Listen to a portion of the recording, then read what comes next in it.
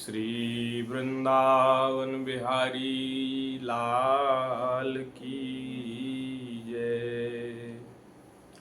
जय जय श्री राधे श्याम। श्रीमते रामचंद्राय नमः। श्री सद्गुरुवे नमः। श्रीमद्भगवद्भक्तेभ्यो नमः। श्री सुरभ्यै नमः। श्री सुरभ्यै नमः। श्री राम जय जय राम। श्री राम जय जय राम। श्री सीतारामचंद्र भगवान की जय। नारायण हरि शरणम। हम सब लोग बड़े भाग्यशाली हैं जो श्री ठाकुर जी की कृपा से महापुरुषों की वाणी के माध्यम से कुछ सच्चर्चा कहने और सुनने का हम लोगों को अवसर प्राप्त हुआ है। भगवान की बड़ी कृपा है। पद रत्नाकर जी में हम लोग वंदना एवं प्रार्थना के प्रकरण को श्रवण कर रहे हैं। कल हमने 93 नंबर का जो पद है उसको कहा था। बड़ा सुंदर पद है। हर लो हरि सुख सुविधा सारी, तुरत छीन लो धन जनमान। पद गौरव अधिकार मिटा दो, धूल मिला दो झूठी सान। इस पद को हम लोगों ने श्रवण किया था। ये बात जो श्री बाबूजी कह रहे हैं, ये क्यों कह रहे हैं? जिन्होंने नहीं सुना हो वो पीछे वाला पद जाकर के सुन सकते हैं। और आज जो है 94 नंबर का पद है। ये भी बड़ा सुंदर पद है, इसी से मिलता जुलता है, इसलिए दोनों पद पास पास हैं। श्री बाबूजी लिख रहे हैं, विपदा है करुणा भा, दुख तुम्हारा है प्रभु आशीर्वाद। विपदा है करुणा भा, दुख तुम्हारा है प्रभु आशीर्वाद। है प्रतिकूल परिस्थिति जग की, सुख परिणामी बिना विवाद। है प्रतिकूल परिस्थिति जग की, सुख परिणामी बिना विवाद। थोड़ा कष्ट आ जाए, थोड़ी विपत्ति आ जाए तो लोग कहते हैं, अरे भगवान ने तो हमारे ऊपर बड़ा कष्ट भेज दिया। लगता है भगवान की कृपा हमारे ऊपर नहीं रही।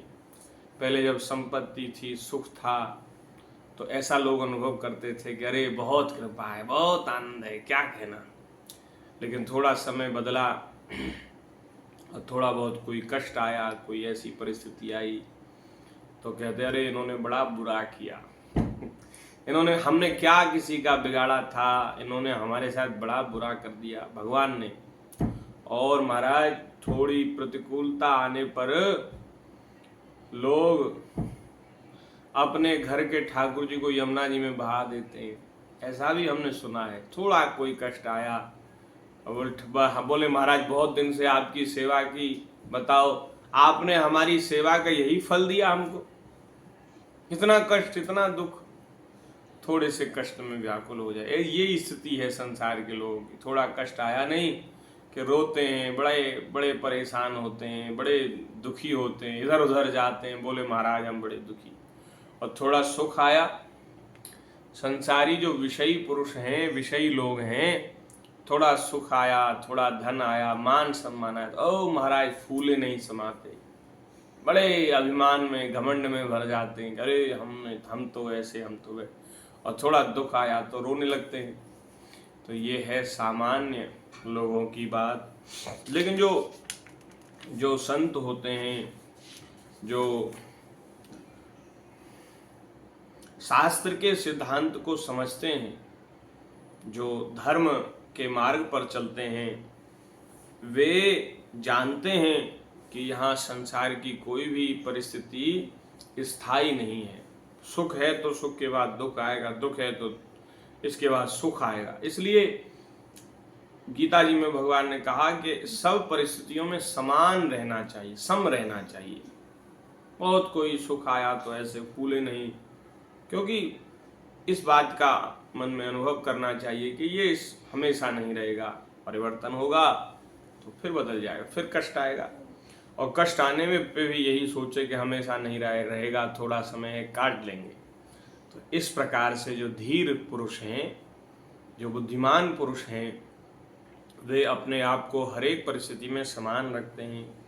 लेकिन यहाँ श्री बाबूजी कह रहे हैं, विपदा है करुणाभा, दुख तुम्हारा है प्रभु आशीर्वाद। हम लोग तो यही समझते हैं कि विपत्ति, दुख, कष्ट ये तो जीवन में आता है तो ये तो बड़ा बुरा समय है, खराब समय है। लेकिन नहीं, ये अच्छा समय है। ये जीवन को संवारने वाला, जीवन को संभालने वाला और अधर्म के, पाप के मार्ग से हटा करके धर्म के मार्ग पर लाने वाला। तो परिणाम में ये दुख, परिणाम में ये जो विपत्ति है, परिणाम में ये सुख देने वाली है, इसका अच्छा परिणाम होगा। तो इसलिए विपत्ति जो है वो भगवान की करुणा है। नहीं तो सुख ही सुख बना रहे, संपत्ति ही संपत्ति बनी रहे तो भैया संसार से किसी को वैराग्य नहीं होगा। वैराग्य कराने वाली है विपत्ति। दुख जो है वो संसार से छुड़ाने वाला है और सुख संसार में फंसाने वाला है। तो जो अधर्म के, पाप के मार्ग पर चल रहे हैं, उनके जीवन में सुख ही सुख बना रहे तो कभी छोड़ेंगे नहीं। ठोकर लगती है तो समझ आती है, अकल आती है। तो ठोकर लगती है, गिरते हैं तो समझ में आती है कि हम गलत मार्ग पर चल रहे थे, अब हमें उस मार्ग का त्याग करके सही मार्ग पर आना चाहिए। तो ऐसी समझ आती है। तो इसलिए ये बात बड़ी समझने वाली है। विपदा है करुणा भा, दुख तुम्हारा है प्रभु आशीर्वाद। विपत्ति में, कष्ट में, दुख में संसार की जो सच्चाई है, संसार की जो यथार्थता है वो समझ में आती है। कौन अपना है, कौन पराया है, इसका बोध हो जाता है। और भैया कष्ट में, विपत्ति में कोई संग नहीं देता तो ये लोग कितना हमसे प्रेम करते हैं, इसकी भी, ये भी बात समझ में आ जाती है। संसार का सही रंग समझ में आ जाता है और संसार जो है वो दुख में है, कष्ट में है, ये बात समझ में आती है। तो वैराग्य होता है और वैराग्य जब अंतःकरण में प्रकट होता है तो ही अनुराग प्रकट होने की रूपरेखा तैयार होती है, भूमिका तैयार होती है। जब तक विषयों में लिप्त अंतःकरण रहेगा तब तक अनुराग, प्रेम, भक्ति हृदय में जगेगी नहीं महाराज। इसलिए हृदय वो वैराग्य के रस से सिक्त होना चाहिए, तब तो उसमें प्रेम की बात, भक्ति की, अनुराग की बात जगेगी।